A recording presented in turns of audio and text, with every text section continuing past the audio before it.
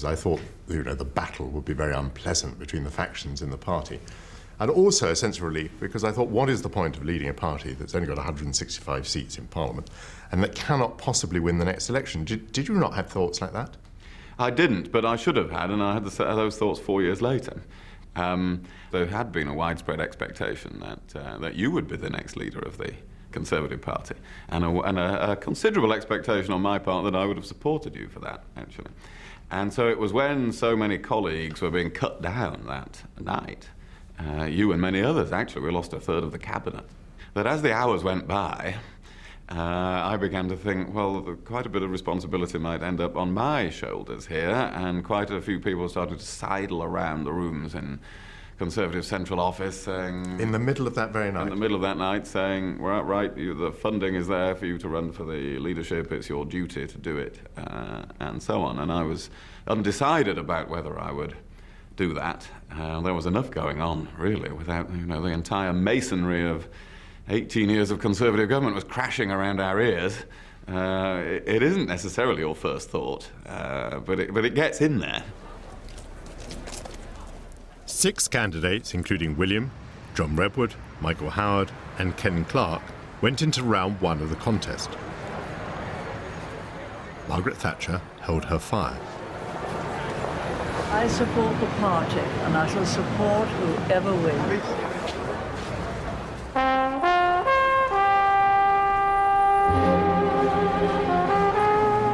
The eventual runoff was between Ken Clarke and William Hague. Margaret Thatcher couldn't bear Euro enthusiast Ken Clarke to win. I'm mad about the boy. So she gave her blessing to William. And I know it's... I am supporting William Hague. Now, have you got the name? William Hague. Vote for William Hague, for principled government, following the same kind of government which I led, and vote for him on Thursday. About the boy. Yes, it was helpful. It was helpful in the actual election, because, of course, there were some MPs who were strongly influenced by her. 7 years after she ceased to be Prime Minister, she still had that influence. Yes, and I don't think that should be surprising, actually, because she is she must still be ranked as the greatest peacetime Prime Minister of modern times. And most of us who'd come into Conservative politics, I think including both of us, had come in under her wing and inspiration, really, and partly because of what she was doing to the country. So, of course, she remained a very, very influential figure.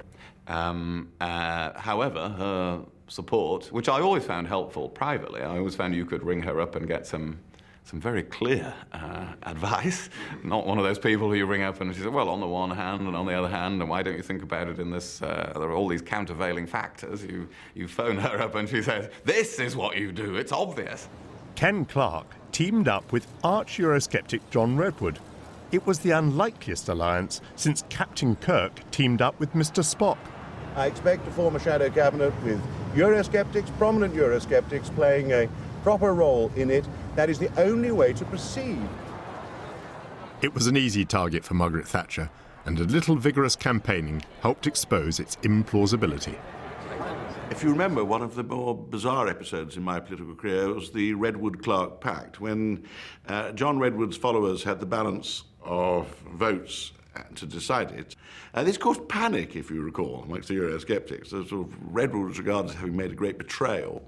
And Margaret went charging around. She saw all John Redwood's voters busily telling them to vote against Ken Clarke. William Hague won the leadership convincingly and promised immediately to make a fresh start, to change and renew the party. That was definitely not why Margaret Thatcher had endorsed him. Lady Thatcher, a new start? The what? A new start? A new start? Well, what was wrong with the old one? We didn't do too badly in my time. So before William even began modernising the party, Margaret Thatcher tugged him by the collar. In her view, Major failed because he wasn't sufficiently Thatcherite. And it wasn't to happen again. And when William tried to go his own way, he brought ridicule on himself.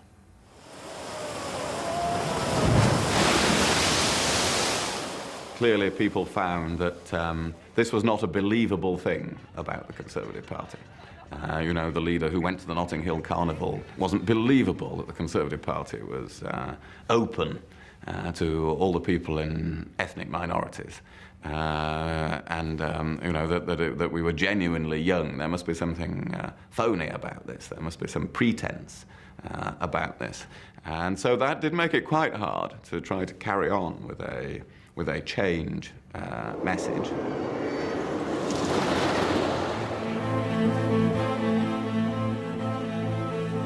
Since the electorate had given me a sabbatical from politics, I had leisure to reflect. I was shaken by the public's obvious delight at booting me out. Evidently, I personified the arrogance that they disliked in the Tories. I believed that the party needed to change radically and to accept the social changes that it had resisted, especially sexual, racial, and cultural equality. In a moment of naive candour, I mentioned that I had had gay experiences in my youth. Big mistake. Huge.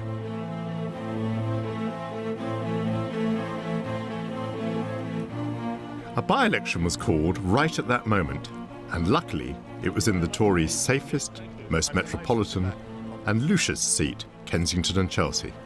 Suddenly, I was back in Parliament. No sooner had I arrived at Westminster than speculation began about my ambitions to take the leadership from William. Some people believe that today you've just appointed your successor as Tory leader. I've appointed some extremely talented shadow ministers, and one of them is here, Shadow Chancellor, and Archie Norman too. William gave me the job of shadowing Gordon Brown, but the really difficult challenge, and the one that split the shadow cabinet, was the battle to change the party.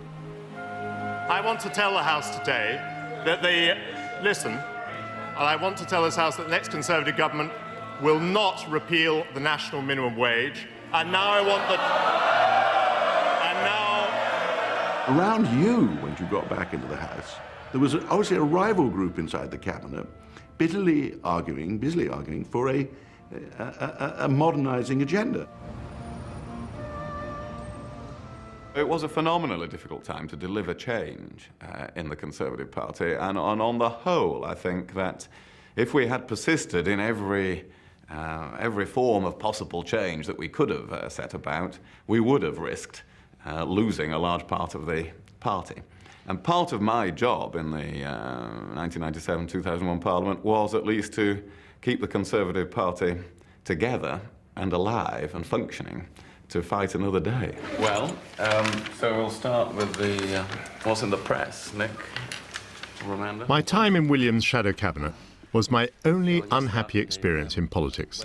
As the general election approached, he shifted the party not to the centre, but to the right, arguably to the right of Margaret Thatcher.